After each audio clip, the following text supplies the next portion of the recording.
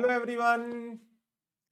आज हमारा case studies के अंदर टॉपिक रहने वाला है professional ethics and liabilities of auditor, chapter number 19।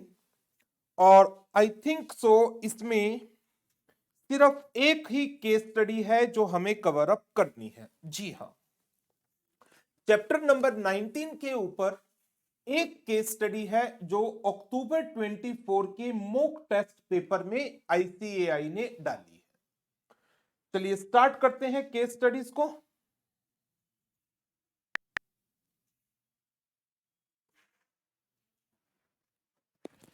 Messrs. IM and Company is a newly started CA firm. Their first assignment was to conduct statutory audit of CD Crackers Limited, a cracker manufacturing company. Since it was their first audit, partner immediately accepted the work without paying attention to the relevant procedure. यदि आप किसी भी company की audit accept करते हैं then तो आपको कुछ बातों का ध्यान रखना होता है। नंबर एक, as per the requirement of clause 9 part 1 schedule 1, compliance of section 139 and 140 of the companies act 2013 and read with section 141। Number दो, prior communication with the predecessor auditor as per the requirement of clause 8 part 1 of the first schedule. They started their work from 25th of May for the financial year ended on 31st March 24. During the course of audit, auditor requested for the financials of the preceding previous year. बिल्कुल सही है, क्यों? It is a case of initial audit engagement. आप preceding previous year के financials मांगेंगे, किस लिए? To check the opening balances of current year. Last year के क्लोजिंग करंट ईयर के ओपनिंग होते हैं। along with the details of transactions till 25th May of the current year, ये भी चाहिए आपको सब्सिक्वेंट इवेंट्स की वेरिफिकेशन के पर्पस के लिए।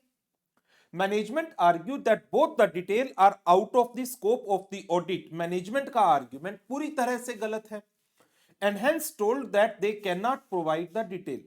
However, after repeated request from the auditor they finally provided the detail in September 24। चलो, matter resolve हो गया।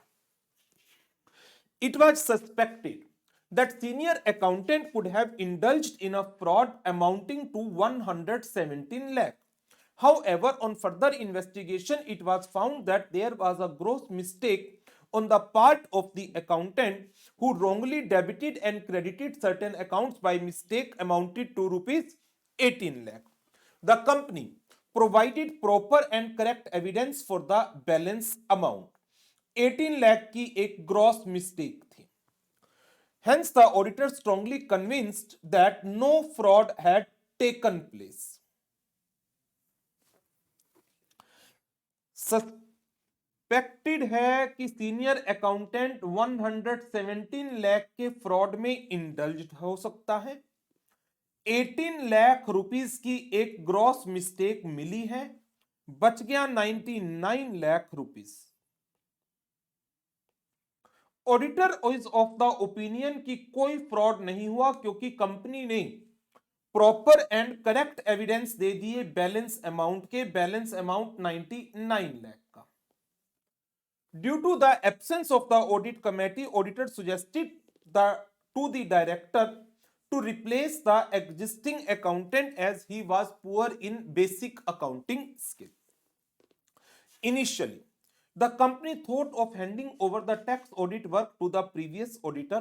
However, since they had a bad experience last year in form of an argument regarding the content to be included in the tax audit report, especially with respect to disclosure of key ratio, it was decided IM and company जो statutory auditor हैं ये ही क्या बना दिए जाएं?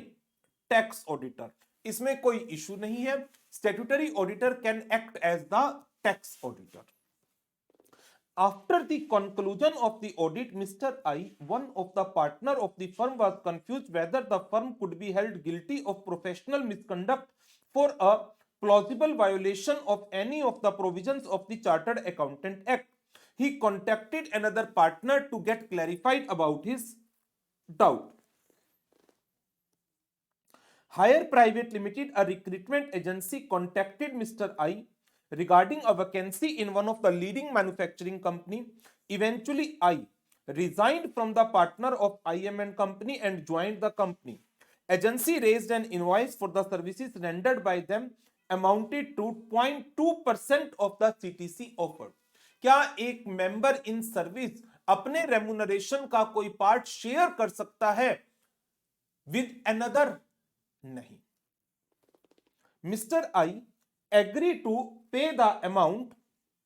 However, since his friend was a manager at the agency, he received full discount on the invoice. Agreed by the act of resignation, M filed a complaint with the ICAI stating that I violated the provision of Chartered Accountant and guilty of professional misconduct. Having come to know that Mr. M was the one who filed a complaint against him, Mr. I decided to take the revenge. While thinking for a suitable reason, he recalled that Mr. M was engaged as a registration authority for obtaining digital signatures for his client. Quoting the same, he filed a complaint against Mr. M that stating he was guilty of misconduct for violating the provisions of Chartered Accountant Act. यहां पर गलत हो रहा है. क्यों? एक chartered accountant in practice can be engaged as a registration authority for obtaining digital signature of his client. इसमें कहीं से कोई इशू एज सच नहीं है. तो जो आई की कंप्लेंट है, सॉरी एम की कंप्लेंट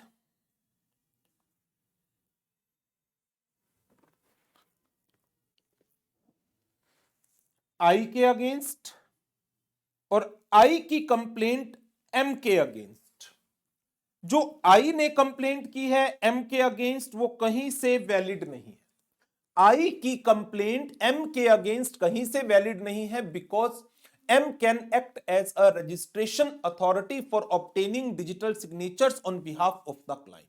हां, जो एम की कंप्लेंट है आई के अगेंस्ट वो वैलिड हो जाएगी क्योंकि he agree to pay a part of his remuneration to any person as a consideration for getting the services as per schedule 1 part number 2 clause number 1. schedule 1 का part number 2 that is in relation to a member in service वो कहता है a chartered accountant will be guilty of professional misconduct if he pay or agree to pay a part of his remuneration to any other person out of the emoluments of the employment undertaken by him. अब देखते हैं question क्या क्या framed है. What can you infer from the situation in point number 1? Point number 1 था कि आपने previous year की डिटेल मांगी और करंट ईयर के एंड के बाद 25 ऑफ मई तक की डिटेल मांगी. ये आपके अधिकार क्षेत्र में दोनों चीजें आती हैं. ओपनिंग बैलेंसेस को चेक करने के लिए आप प्रायर पीरियड के क्लोजिंग बैलेंसेस को चेक करेंगे तो प्रायर पीरियड के फाइनेंशियल्स को डिमांड करना जस्टिफाइड है और सब्सिक्वेंट इवेंट्स के इफेक्ट को चेक करने के लिए करंट ईयर एंड होने के बाद की रिकॉर्ड्स भी डिमांड करना जस्टिफाइड है. दोनों ही जगह पर आप ठीक थे. Management was right? नो.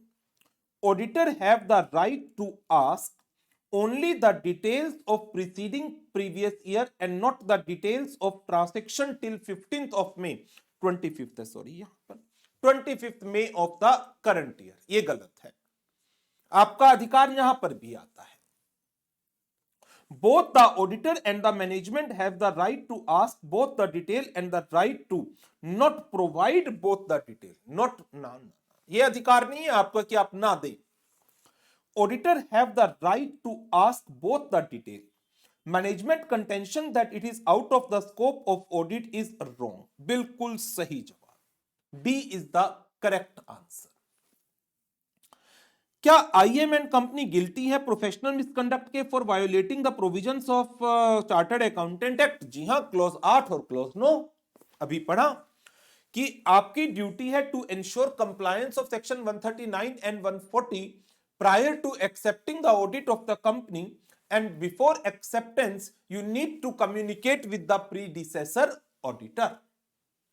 तो क्लॉज 9 एंड क्लॉज 8 का मिसकंडक्ट आ रहा है part 1 of schedule 1। Clause 1 part 1 of second schedule नहीं, सेकंड शेड्यूल के पार्ट 1 का क्लॉज नंबर 1 किस पर है? ब्रीच ऑफ कॉन्फिडेंशियलिटी के ऊपर। यहां पर कॉन्फिडेंशियलिटी का कोई ब्रीच नहीं है। क्लॉज 8 ये अप्लाई होगा prior communication with the predecessor auditor.